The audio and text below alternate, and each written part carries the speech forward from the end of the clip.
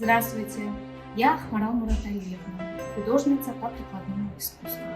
Многие люди спрашивают, что такое прикладное искусство.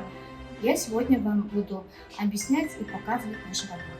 В прикладное искусство входят все работы, которые сделаны своими руками. Я хочу вам показать работу гобелен в виде ковра качества, сделанная в технологии.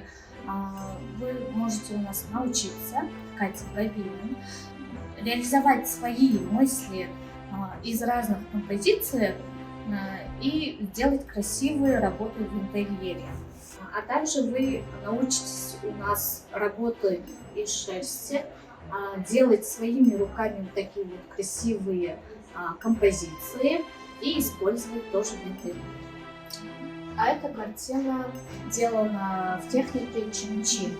Здесь используются материалы шерсть и чимчи. Также хочу сообщить, у нас есть обучающий курс батик. Это роспись по ткани, один из видов прикладных искусств. Хотите погрузиться в творческую атмосферу, почувствовать арт-терапию? Тогда ждем вас в Топажа арт-студии.